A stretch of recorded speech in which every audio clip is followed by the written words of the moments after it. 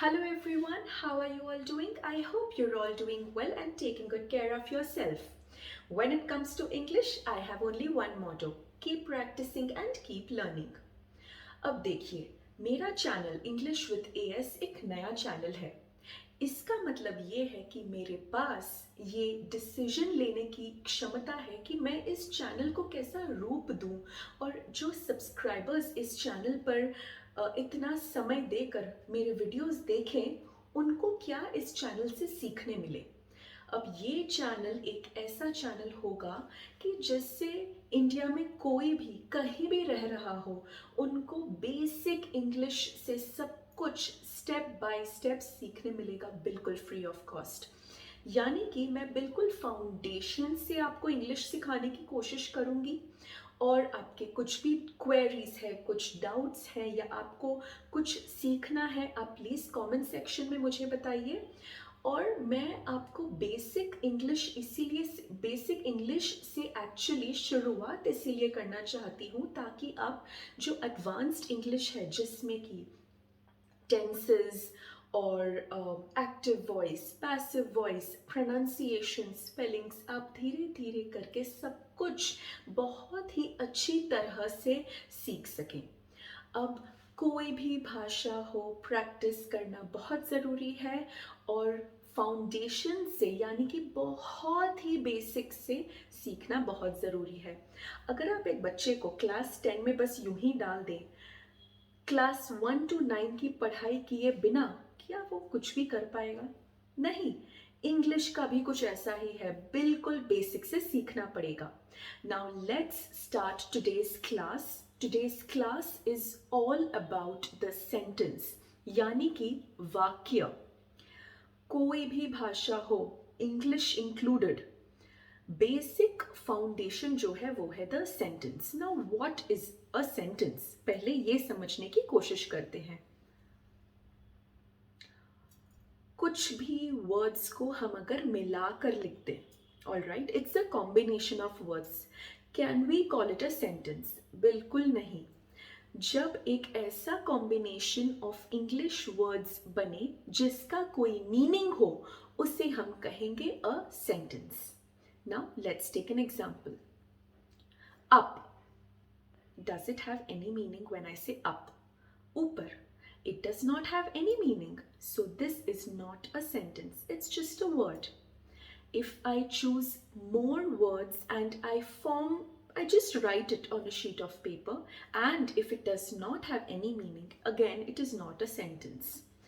Such a combination of words which do not have any meaning in themselves is called a phrase. यानी कि अगर मैं ऐसे कुछ भी शब्द जोड़ दूं और उनको बस एक साथ लिख दूं, उसको कहेंगे फ्रेज। इसका खुद में से कोई मतलब नहीं होता, हमें और शब्द उसमें ऐड करने पड़ेंगे ताकि वो एक मीनिंगफुल सेंटेंस बने और एक ऐसा वाक्य बने जिसका कोई अर्थ हो। एक सेंटेंस लेते हैं, Rahul is a good boy. क्या ये एक सेंटेंस है? सोचिए। Yes, this is a sentence.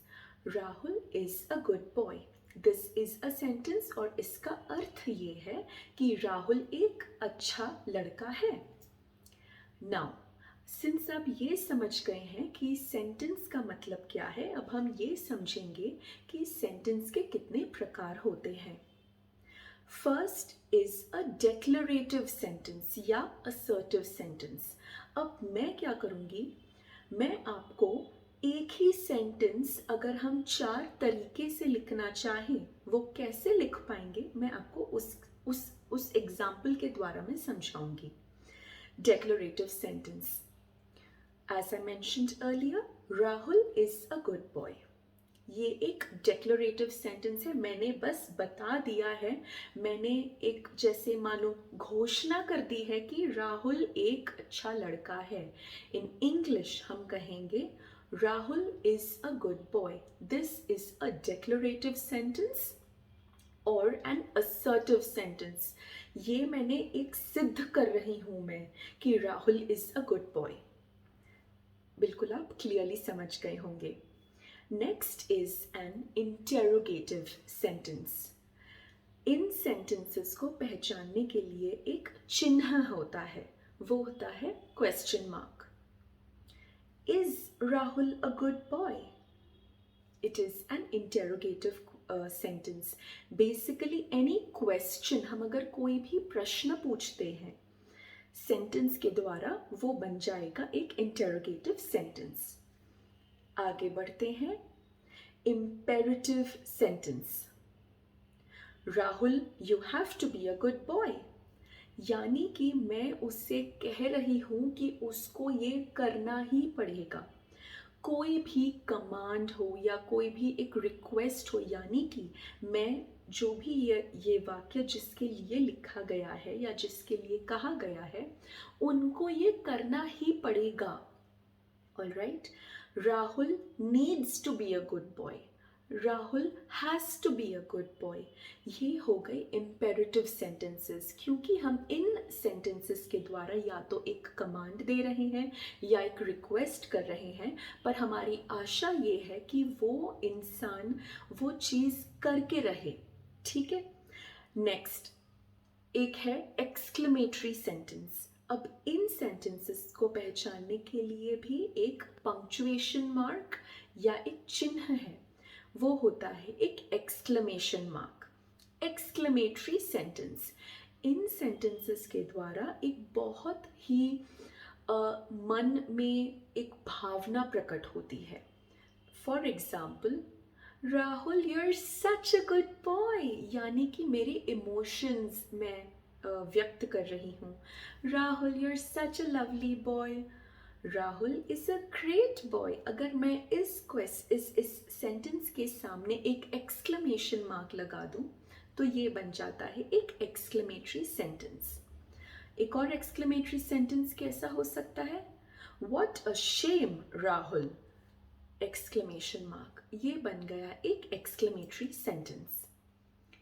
अब आप ये समझ गए हैं कि एक सेंटेंस क्या होता है, और आप ये भी समझ गए हैं कि 4 प्रकार के सेंटेंसेस कौन से होते हैं। Let's revise. A declarative sentence, an interrogative sentence, an imperative sentence, and lastly an exclamatory sentence. अगर आपको ये वीडियो अच्छा लगा, अगर आप इस वीडियो से बिल्कुल क्लियरली सीख सके कि what is a sentence and what are the 4 kinds of sentences, please subscribe to my channel and help me make this the best English speaking channel. Thank you very much. Bye bye and take care.